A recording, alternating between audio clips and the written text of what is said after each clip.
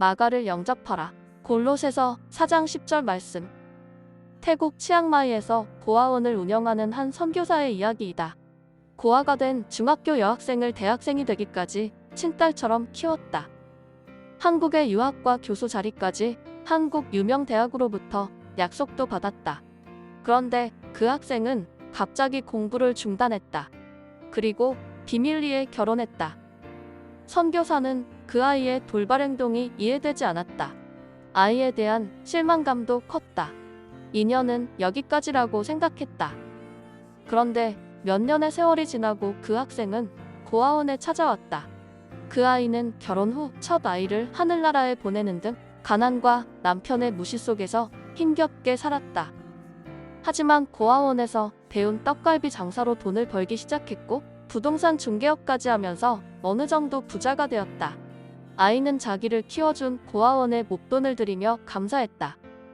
그리고 고아원의 동생들에게 왜 공부해야 하는지, 인생에 주의할 것이 무엇인지 그녀의 경험담을 들려주었다. 아이들은 그녀로부터 인생의 큰 교훈을 받았다. 선교사는 말한다. 자신은 아이를 위하여 플랜 A를 갖고 그렇게 아이들이 자라주기를 바랐지만 아이들은 뜻대로 되지 않는다. 그래서 실망할 때 하나님은 플랜 B로 협력하여 선을 이루어 가신다는 것이다. 한때는 실망스러운 사람이고 미운 사람이지만 그 사람이 도리어 하나님 나라의 일꾼이 되고 자신의 사역에 큰 도움이 될 줄은 몰랐다. 하나님의 플랜 B는 심오하다. 오늘 본문의 마가와 사도 바울이 그랬다. 사도 바울은 마가라는 인물에게 실망했다.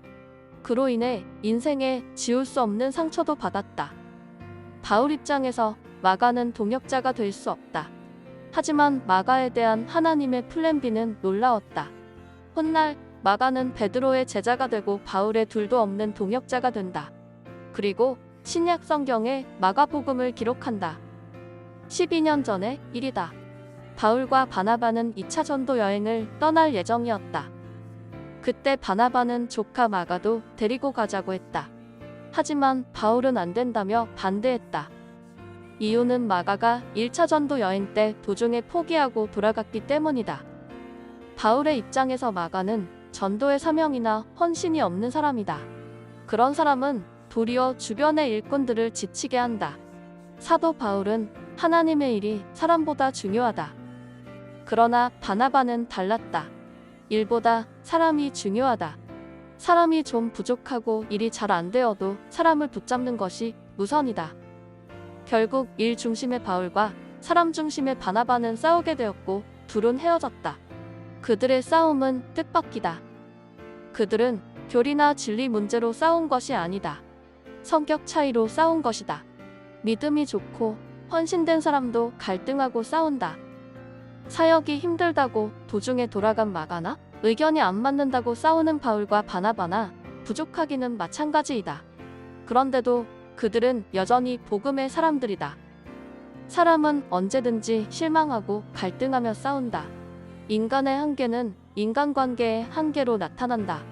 바울과 바나바 그리고 마가는 비록 그런 일이 있었지만 그들이 가던 복음의 길을 포기하지 않았다. 이것이 위대하다. 그들은 사명자의 길을 접지 않았다. 그들은 서로 헤어졌지만 각자 복음 전파의 삶을 계속 살았다. 이것이 하나님의 플랜 B이다. 한때 실수와 연약함이 있어도 하나님은 그들을 끝내 귀하게 쓰신다.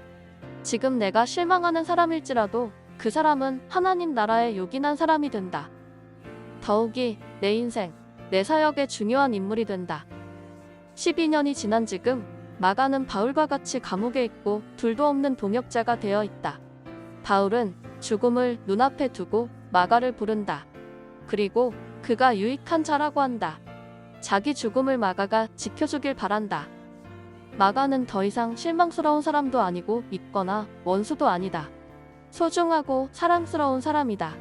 하나님의 플랜 B가 놀랍다. 말씀을 맺으며 생각해보자. 지금 누군가에게 실망하고 있나? 그 사람이 나를 힘들게 하고 있나? 그 사람이 자꾸 미워지나? 그 사람을 향한 하나님의 플랜 B를 기억하라. 나의 예상을 뛰어넘는 하나님의 일하심을 보라. 그는 하나님의 나라와 내 인생에 중요한 인물이 된다. 오늘 성경은 말한다. 마가를 영접하라. 성령은 말씀하신다. 그 사람을 영접하라. 아멘.